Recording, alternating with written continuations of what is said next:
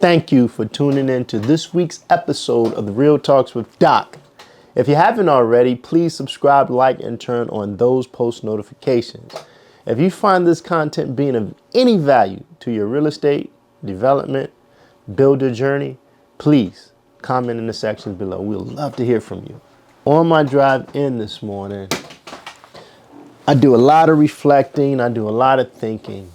And one thing I was reflecting upon is, how does one go from good to great? And I realize it's not an individual thing. It's not an individual journey. It is a movement of people that surround you. And not just people that surround you, but great people, good people. Because you cannot establish greatness on your own. You have to have good people around you. You have to have a support system. So I don't know why that was heavy on my heart to express that.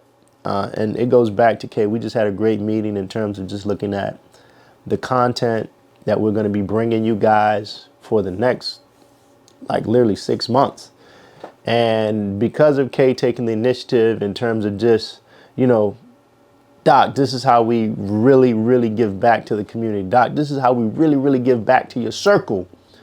She's put together this calendar. And, I just kind of show up and I share my talents. I share my expertise and we all grow together. So, we're going to be doing a whole series of coffee talks with me at 6 a.m. in the morning to 6:40 every third Tuesday of the month, where you can just jump in and ask questions. There's going to be live interactions. Get that in before you get to work. 6 o'clock to 6:40, perfect time. We up, we here for you. And then those are going to lead us into our masterclass sessions.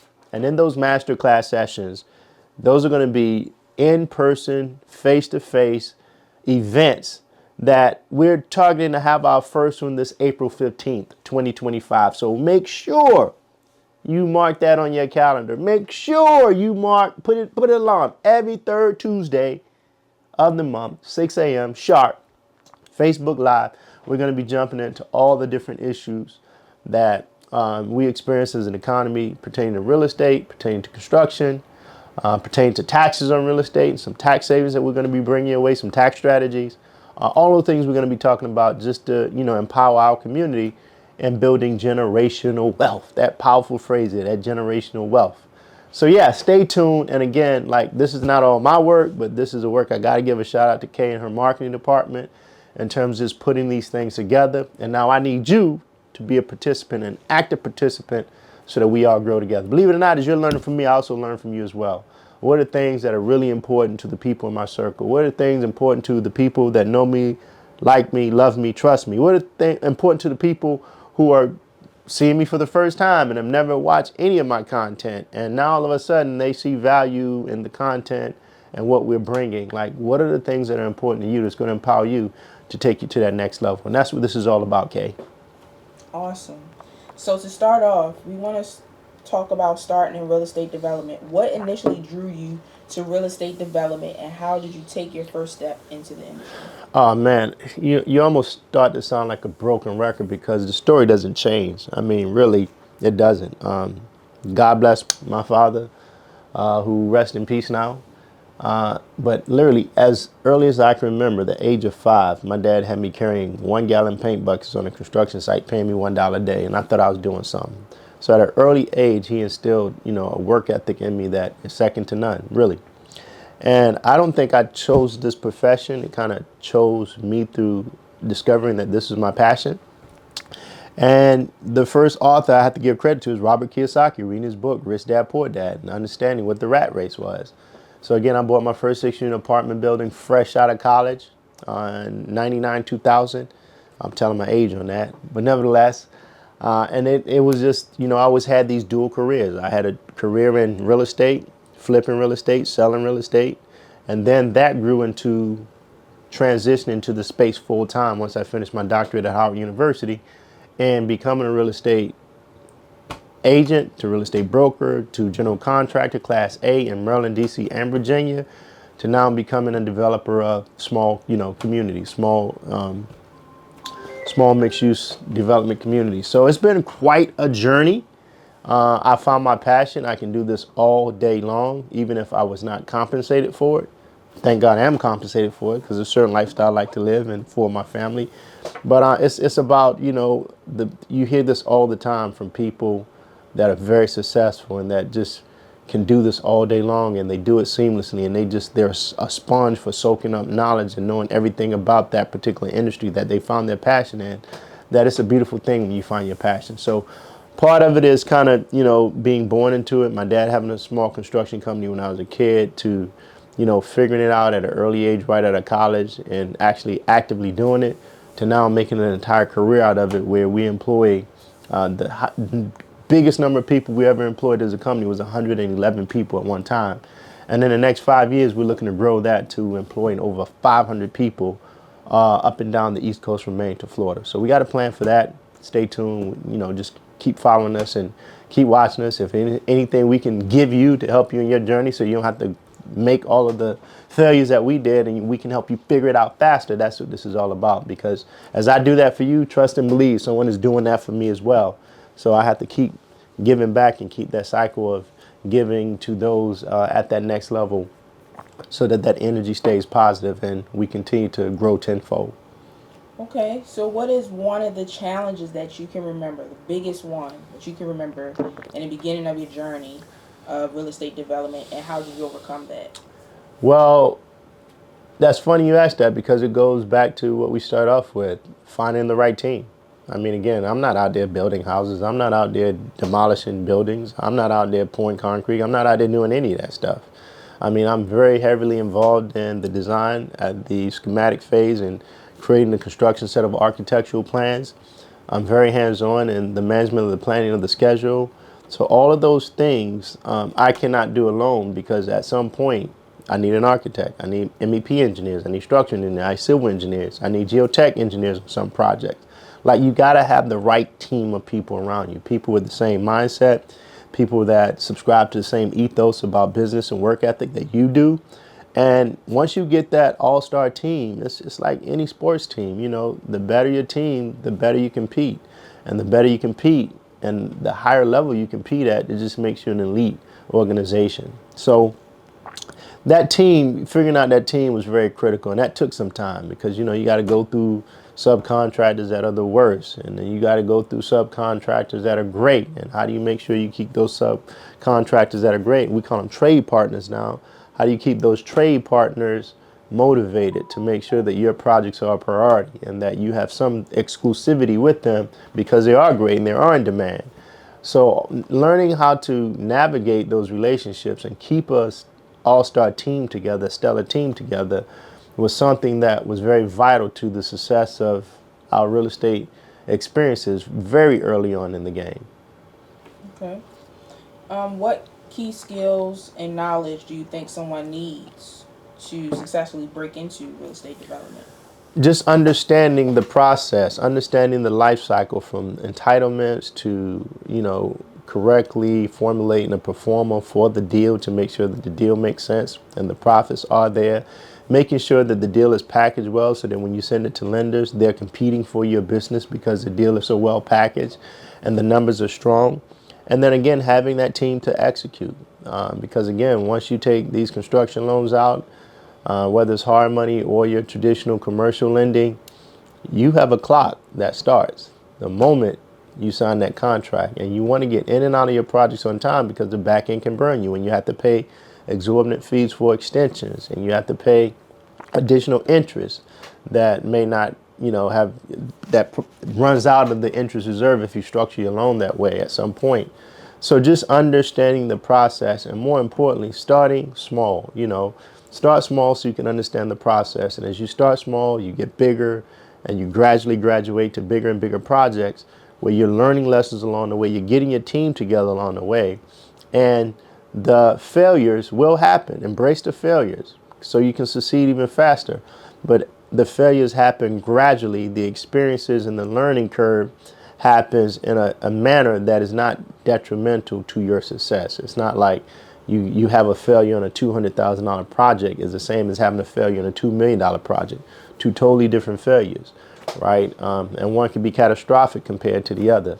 So understand the entire cycle of the transaction from start to finish, and then go out there and do it, execute. A lot of people get paralysis by overanalysis is what I call it. They want to read, they want to wait for the perfect opportunity, and they never take action. So once you understand the cycle of the transaction from start to finish, you have a good understanding of it. Talk to 3 or 4 people who've been very successful in it, cross analyze the information that you're getting from them, and see how you fit in and how you make it work for your situation. You're going to be all right. You're going to do very well. That's awesome. So, how important is mentorship and networking to start out? Like, who is someone in your life that played a significant role? And how important it is to, have these communities that we're building now? Oh, shout out to Bo McKeedy of the McKeedy Group. Very well known developer in the Washington, D.C. area. He has been a great mentor over the years, still continue to be a mentor. Even when I call him with, advice that I need on things that, I'm charting into new territories with, he's always there. Shout out to Carlos Garcia, another owner of Keller Williams Capital Properties. So, yep, plug the Keller Williams Capital Properties family. Joe Nelson, who's right in the same office building that I'm in. All of these guys are just titans in their industry. And it's always good to know that you have these people, like I can literally walk up 2 floors and Joel is right there to always support, to mentor, to advise, to coach. And it just makes the process that much easier. I'd be remiss if I didn't acknowledge my financial advisor, Clay Goldsboro. I mean, the guy has been there from day one and watched the growth that we've had, and he's still there to this day. Everybody say a prayer for Clay. Just had, I think, a 3rd knee surgery. That's crazy. I just, spoke to him yesterday temporarily. He's trying to recover. So say a prayer for him because appetite is all messed up and all that stuff is going on with him. So just pray the brother through, and I know he's going to be out. Shout out to you, Clay. Much love to you. So I can go on, and I got probably 5 other people I can call in terms of this has always been there at the right time with the right advice so that you can just keep pushing through. So mentorship is crucial. So crucial to the point that we have a mentor program in our company that we're actually incorporating, and we've actually implemented initiatives to make sure that our leadership across the company are mentoring employees, team workers across the company with actual mentorship activities every month, every quarter, leading up to the culmination of the end of the year of things that we have committed to doing that we must do because we understand the power and the value of mentorship. Awesome. What advice would you give to someone looking to transition from a real estate agent to a general contractor like you did?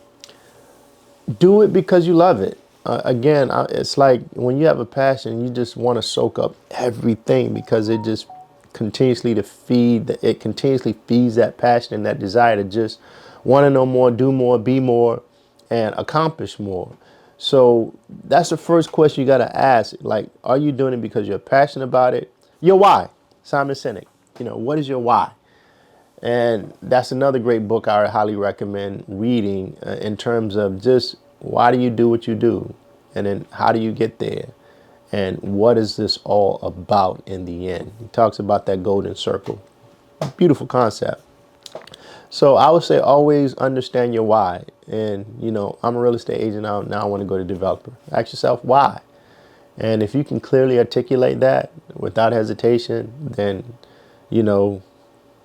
make the transition. And you don't have to fully make the transition. Like, I'm not doing real estate anymore. I'm just only do development because they go hand in hand. Everything we develop, guess what? Our real estate arm turns around and they sell it, right? So we keep all of that in house. We sell our own product. So once you know your why and that's something that you're passionate about and you want to do, then, get your first development deal, buy a multi-family building that needs work.